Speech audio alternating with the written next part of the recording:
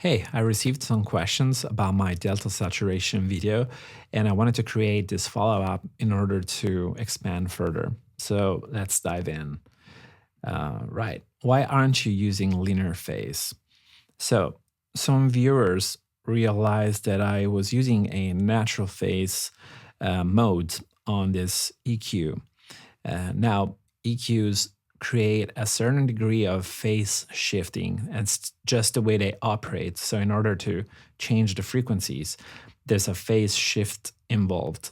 But there's a technology, linear phase, which essentially enables equalizers to make changes, but without affecting the phase of the signal. And this can be really, really useful in many applications. For example, if you have a multi-mic'd drum kit, you can use a linear phase EQ to make changes without affecting the phase relationship of the different mics. But in our case, it's really not what we're looking for here. So let's make a quick demonstration. This is our sound.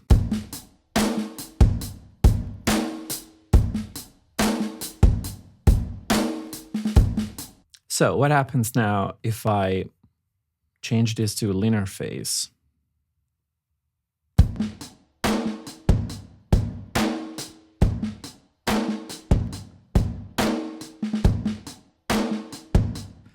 It sounds quite off and could be just a number of reasons.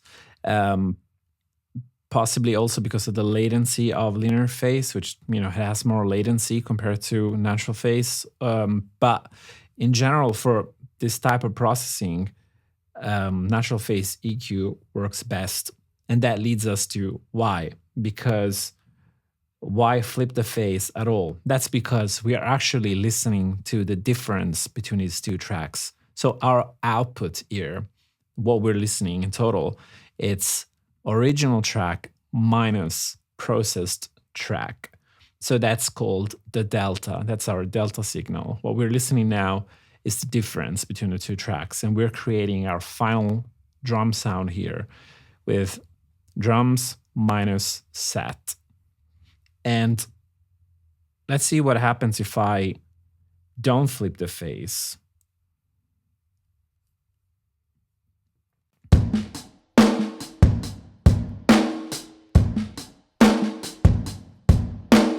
Now it sounds a little bit off. There's some comb filtering going on because now the phase shifts that we've introduced with these filters are kind of messing the sound. They're conflicting with the original drum track. So let's see what happens if I now go back to that linear phase mode.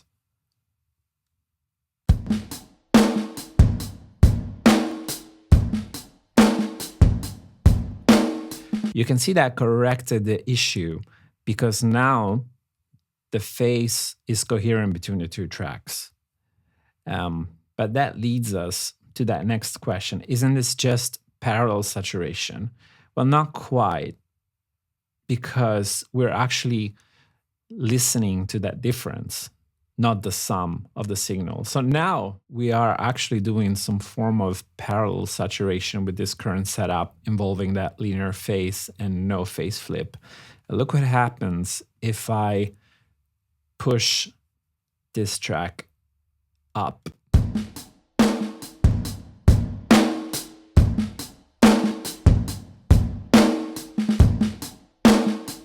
You can see that our peaks have kind of gone up quite significantly because we're basically summing this copy to the original. And so even our transients are going to basically come up.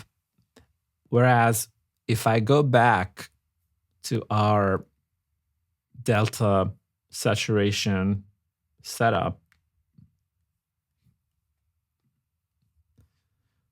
let's see what happens if we push it up.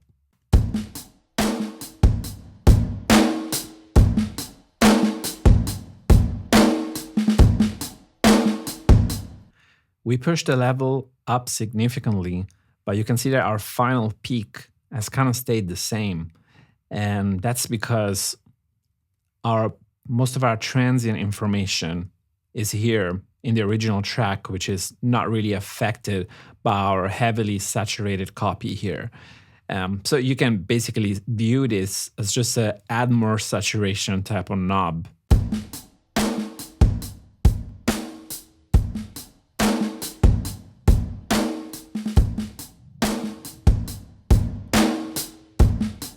This could be a particularly useful aspect of this kind of processing because you can use it almost as a loudinator of sorts, and you can use it to bring up the average level without really affecting the peaks all that much. And it's a really interesting and useful technique as an alternative to standard parallel processing. So thanks again for watching, and if you have any more questions, let me know. If you give this a try, let me know how it worked out for you. Cheers.